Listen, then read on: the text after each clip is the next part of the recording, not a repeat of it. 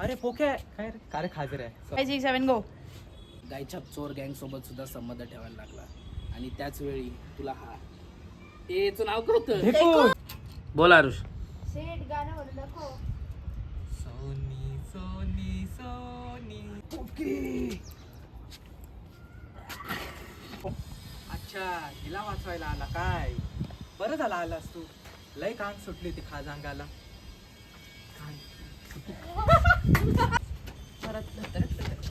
नयन मध्ये नाहीत नयन काय कर कॉमेडी. अरे असंच कर मी. नको ठेवू.